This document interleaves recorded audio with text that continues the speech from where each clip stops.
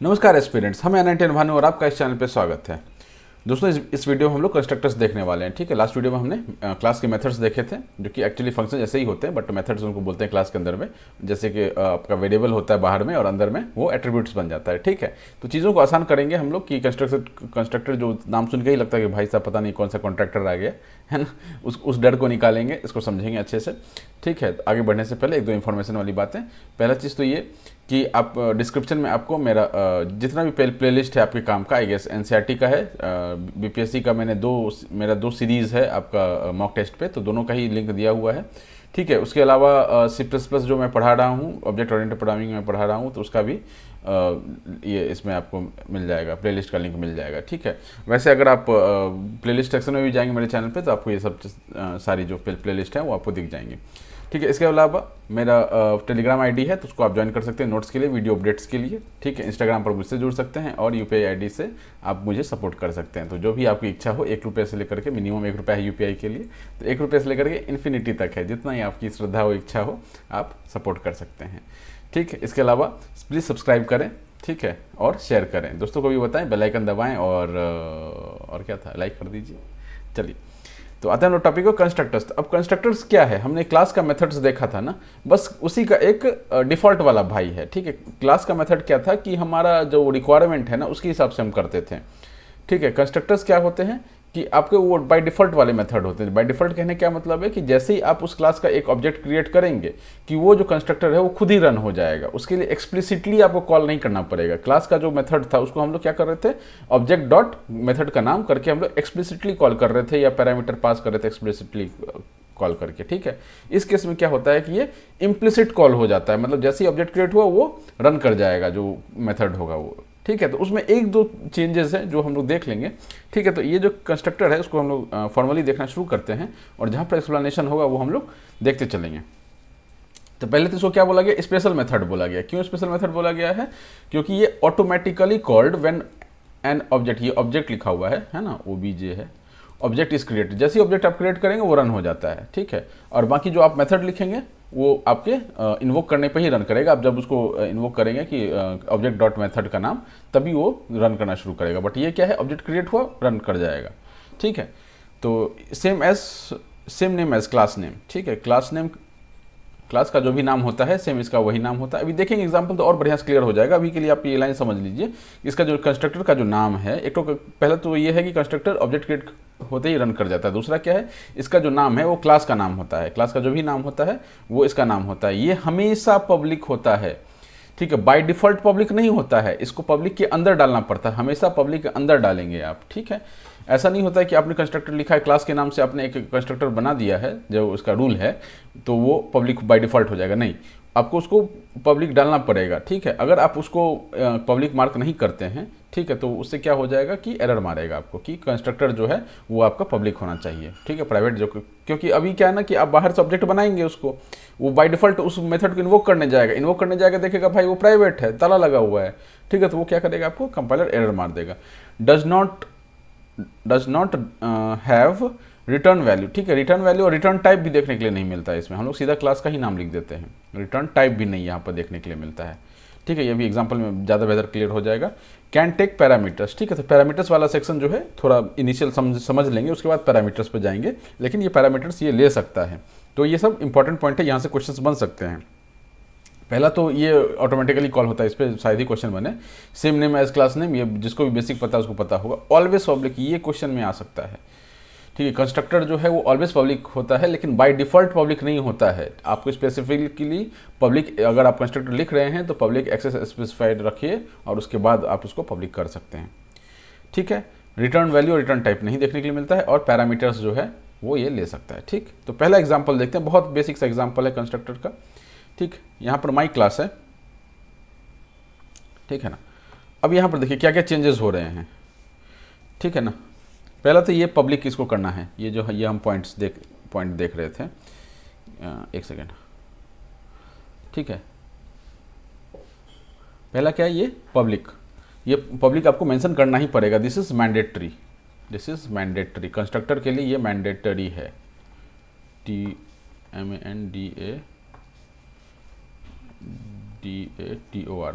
ठीक है, ये मैंडेटरी है, पब्लिक एक्सेस स्पेसिफायर कंस्ट्रक्टर के लिए मैंडेटरी है। उसके बाद इसमें देखिए इसका डिक्लेरेशन देखिए, ठीक है, अंदर क्या होता है, डेफिनेशन होता है, डिक्लेरेशन मतलब पहला लाइन जो होता है, इसमें चेंजेस हैं, इसमें क्या क्या आप नहीं देख रहे हैं, गौर कीजिएगा क्या क्या देख रहे हैं और क्या क्या नहीं देख रहे हैं, ठीक है। तो इसमें 2 बातें आप देख रहे होंगे, ठीक है।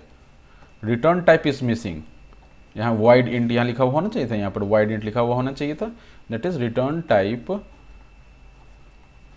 Is missing. ये हम लोग बात कर चुके हैं, उसी को मैं आपको दिखा रहा हूँ, दर्शा रहा हूँ, ठीक है। दूसरा चीज़ क्या देख रहे हैं, नेम जो है same as class name, class का जो भी नाम है वही हमको हमारा इस कंस्ट्रक्टर का नाम होगा, क्लास नेम, ठीक है, class name equals to constructor name, constructor name, ठीक है, नाम सेम हो गया। 2 चीज़ें हैं, पहला डिक्लेरेशन में आपने क्या देखा कि रिटर्न टाइप जो है वो मिसिंग है, और दूसरा क्या देखा, क्लास नेम जो है वही कंस्ट्रक्टर का भी नाम है, यानी कि इस फंक्शन का नाम या इस मेथड का नाम जो है वो क्लास का जो भी नाम होगा वही होगा, ठीक। बाकी उसके अलावा ये जो आप देख रहे हैं कि मैं ये रहने देता हूँ ना, आपके मतलब जब भी कभी पढ़ेंगे तो आपको ये ध्यान में आ जाएगा। ये 2 पॉइंट्स हैं जो फंक्शन का डिक्लेरेशन देखने के लिए मिल रहा है हमको, ठीक। और ये पब्लिक एक्सेस स्पेसिफाइड, ये मैंडेटरी था, ये फालतू ही हटा दिया मैंने, मैंडेटरी, ठीक है। अब ये नेम और ये नेम सेम है, ठीक है। फंक्शन का अपना जो वो पैरेंथेसिस लगता है वो लग ही रहा है, उसमें कोई दिक्कत नहीं है। बाकी अंदर जो बॉडी है, बॉडी कोई दिक्कत नहीं, बॉडी बाय डिफ़ॉल्ट जो भी आप बाय डिफ़ॉल्ट एग्जीक्यूट करना चाहते हैं कि मतलब आपने ऑब्जेक्ट क्रिएट किया और जो भी चाहते हैं कि बिना मेरे इन्वोक किए रन कर जाए, इम्प्लिसिटली रन कर जाए, तो वो इसके अंदर आप डाल सकते हैं, ठीक। Int main my class object, ये अब इसका आउटपुट क्या आएगा, इसका आउटपुट का सवाल बन सकता है, राइट। तो इसका आउटपुट आ जाएगा, इसका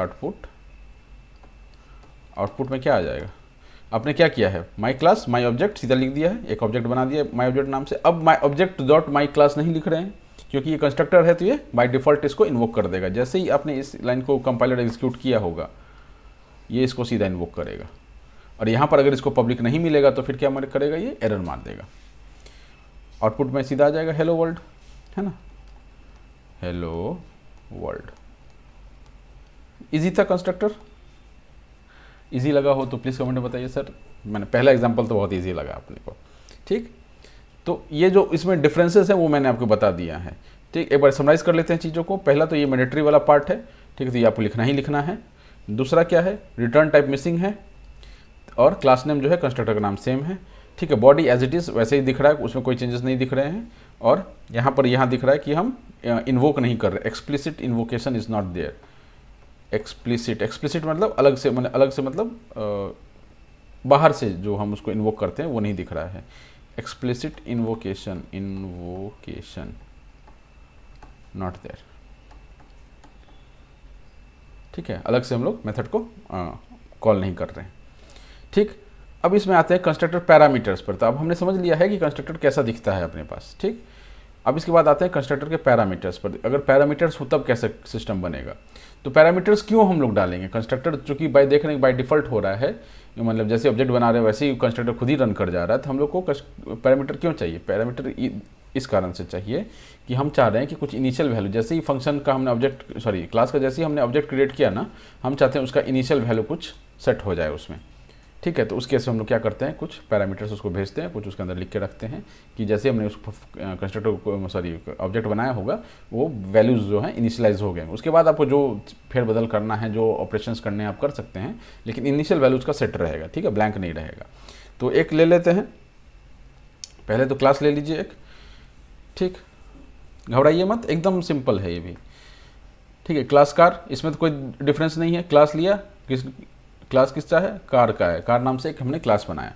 क्लास के अंदर हमने पब्लिक एक्सेस स्पेसिफायर मेंशन किया, ठीक है। उस पब्लिक एक्सेस के अंदर हम लोग एट्रीब्यूट्स बता रहे हैं, एट्रीब्यूट्स, ठीक है, एट्रीब्यूट्स बता रहे हैं। अभी कंस्ट्रक्टर नहीं आया है ना, अभी सिर्फ एट्रीब्यूट्स आए हैं, ठीक। जो वेरिएबल्स होते हैं बाहर में वो क्लास के अंदर एट्रीब्यूट्स हो जाते हैं, ठीक। अब इसके बाद हम क्या करेंगे, कंस्ट्रक्टर बनाएंगे। अगेन कंस्ट्रक्टर में सेम 2 पॉइंट्स, यहाँ पर वाइड इंट ये सब मिसिंग है, और दूसरा इसका जो नाम है सेम एज कार है ना, तो ये ध्यान रखेंगे। इसके बाद क्या कर रहे हैं हम लोग, इसका पैरामीटर सेट कर रहे हैं, पैरामीटर सेट कर रहे हैं string x, string y, int z, ठीक है। तो जो हमारे पास बाय डिफ़ॉल्ट आया होगा वो इसमें x में आएगा, y में आएगा और z में आएगा जैसे ही कॉल हुआ होगा। अब वो कैसे आता है वो नीचे जाकर देखेंगे कि कैसे हम कंस्ट्रक्टर को ये भेज सकते हैं। ठीक, ये क्या करेगा, जो ब्रांड नेम हमने यहाँ पर लिया हुआ था इसको x से इनिशियलाइज कर दिया, मॉडल को क्या किया इसने y से इनिशियलाइज कर दिया और ईयर को क्या किया इसने z से इनिशियलाइज कर लिया। ठीक है, तो जो हमने यहाँ पर वेरिएबल्स लिए थे, उस वेरिएबल्स का हमने क्या किया, बाहर से वैल्यू लिया। ये क्या है, ये आपका बाहर से वैल्यू आया हुआ है। ये बाहर से जो वैल्यू आया हुआ है उसको हम क्या कर रहे हैं, इसमें पुट कर रहे हैं। किसके अंदर पुट कर रहे हैं, कंस्ट्रक्टर के अंदर में पुट कर रहे हैं। ठीक है, दैट्स इट।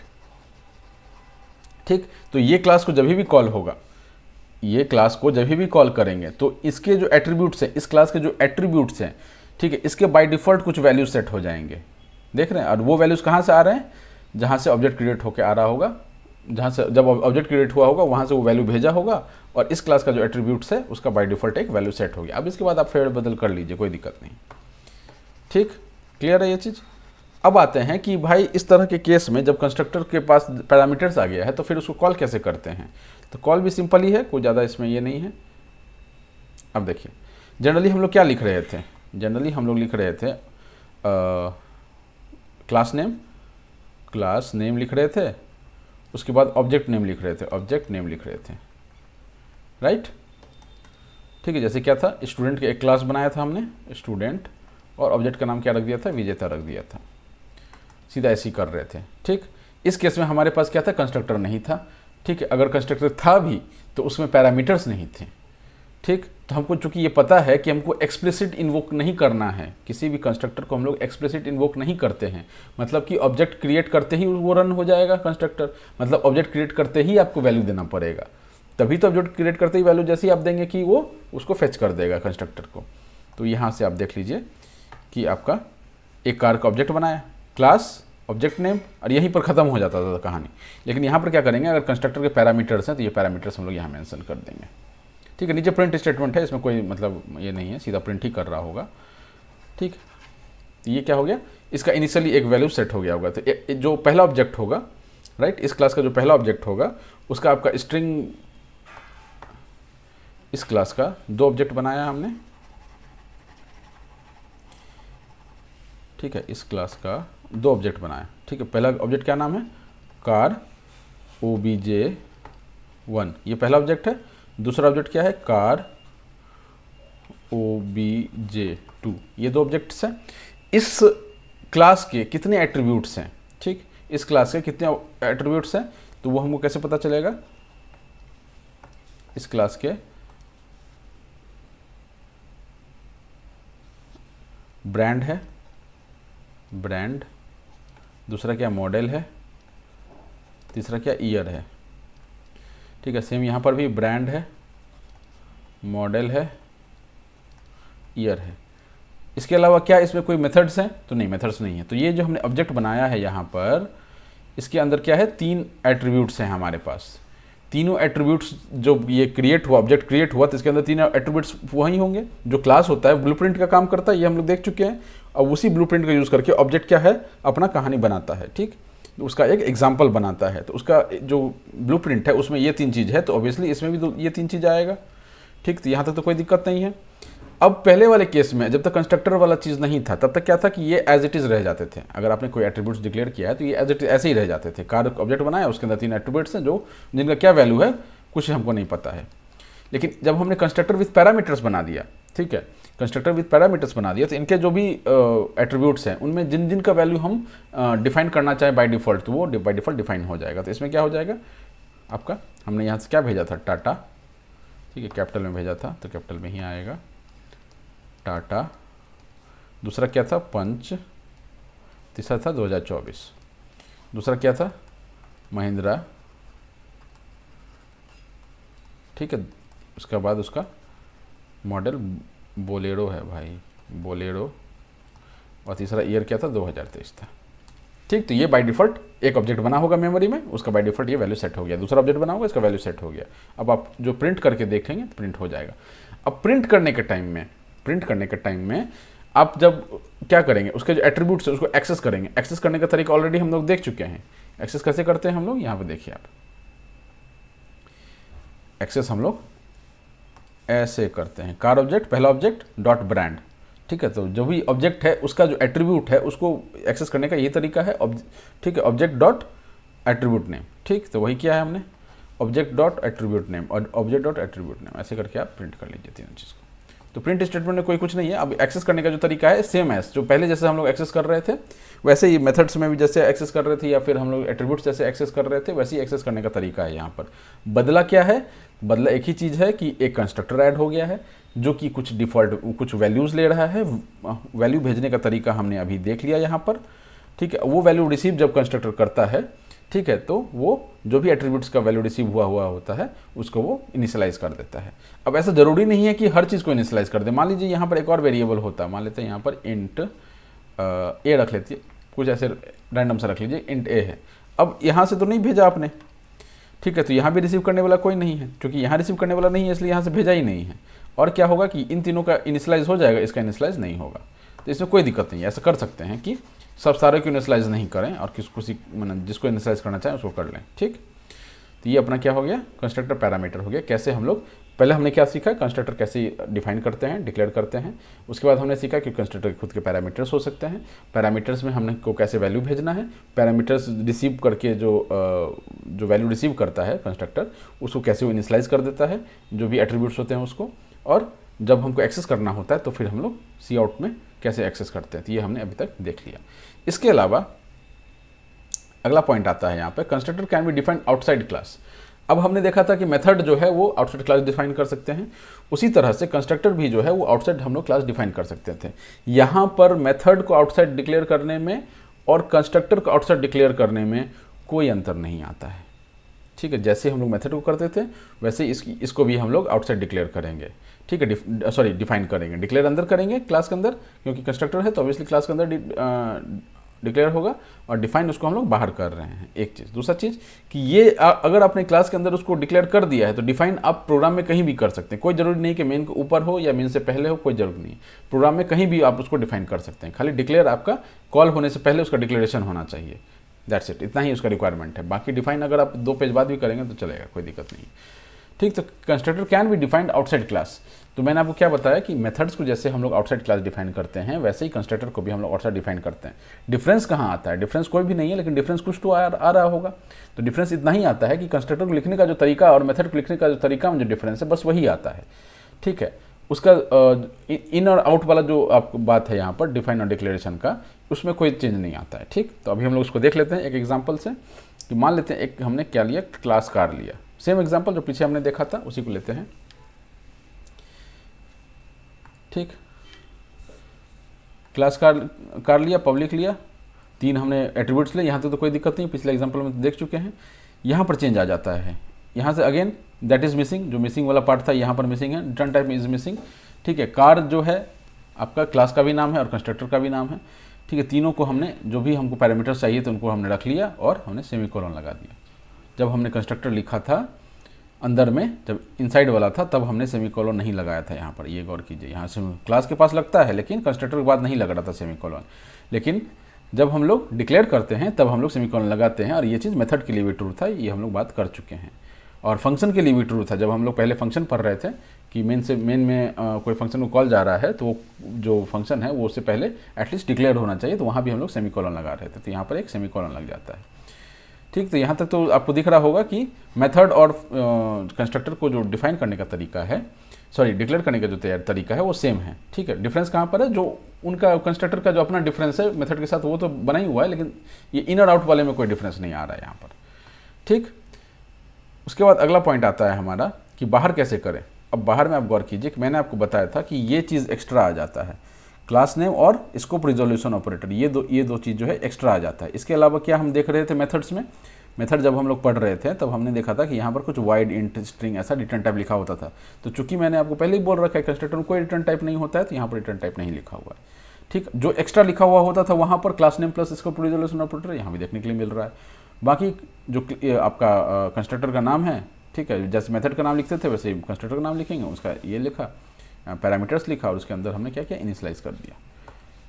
ठीक, बाकी मेन के अंदर कोई चेंज नहीं आएगा, क्योंकि यहाँ पर हम क्या चेंज कर रहे हैं, यहाँ पर कंस्ट्रक्टर जो क्लास के अंदर में था उसको अंदर में हम लोग क्या डिक्लेयर करके छोड़ दिए थे क्लास के अंदर, और डिफाइन हम बाहर कर रहे थे। तो चेंज कहाँ पर आ रहा था, सिर्फ क्लास में ही चेंज आ रहा था। क्लास में हमने पहले दोनों ही कुछ लिखा था, बॉडी भी लिखा था और डिक्लेरेशन भी लिखा था। इस केस में क्या कर रहे हैं, सिर्फ डिक्लेरेशन लिख रहे हैं, बॉडी हम बाहर लिख रहे हैं, लेकिन मेन फंक्शन में कोई चेंज नहीं आता है। दिस इज सेम एज जो लास्ट में था, ठीक है। आप अगर ऐसे लिखते हैं तो, और इससे पहले वाला एग्जाम्पल में लिखे थे तो, कंपाइलर जब रन करने जाएगा तो उसको कोई अंतर नहीं समझ में आता है, ठीक। उसको इतना ही समझ में आता है कि हाँ ठीक है, एक बाहर लिखा हुआ है, एक अंदर लिखा हुआ है, कोई फर्क नहीं पड़ता है, ठीक है। 500 का नोट आपको उल्टा करके दूँ, सीधा करके दूँ, एक ही बात है। बस आपको इतना पता चलेगा कि ये मेरे को उल्टा करके दिया, ये मेरे को सीधा करके दिया, है ना। कोई अपने को वैल्यू में अंतर नहीं लगता है, तो कंपाइलर को भी वैल्यू में कोई अंतर नहीं लगता है, ठीक है। उसका जो अचीव करना चाहता है वो, उसमें कोई अंतर नहीं लगता है। उसको अंतर किस चीज़ में लगता है, अंतर बस एक ही चीज़ में लगता है कि एक में अंदर बॉडी है और एक में क्लास के बाहर बॉडी है, ठीक। तो दोनों में सेम चीज़ें हैं, डिफरेंस सिर्फ इसके इस लेवल पर है कि वो कंस्ट्रक्टर का कैसे, कंस्ट्रक्टर जो मेथड से जैसे डिफ्रेंशिएट होता है, बस वही डिफरेंस है, ठीक है। बाकी अंदर बाहर में कोई दिक्कत नहीं है। तो इसके साथ हमारा पेज ब्लैंक हो चुका है, मतलब लेक्चर ख़त्म हो गया है। तो उम्मीद है आपको ये समझ में आया होगा। समझ में आया तो हैंड्स अप कीजिए, मतलब थम्स अप कीजिए, not hands up, thumbs up कीजिए। और ना समझ में आया हो तो कमेंट कीजिए कि सर ये समझ में नहीं आया है, तो हम लोग अगले वीडियो में देखेंगे उन चीज़ों को, ठीक है। तो अब इस बार का क्या नारा है, अब की बार 100 पार, है ना। अब की बार 100 पार, ठीक है। आप किसी भी कैटेगरी से हो, आप शिक्षक बनने जा रहे हैं, आपका 100 मार्क्स आना चाहिए, आपके पास नॉलेज का भरमार होना चाहिए, ठीक है। तो इसी के साथ गुड नोट पे हम लोग इस वीडियो ख़त्म करते हैं। Tata, thank you, all the best.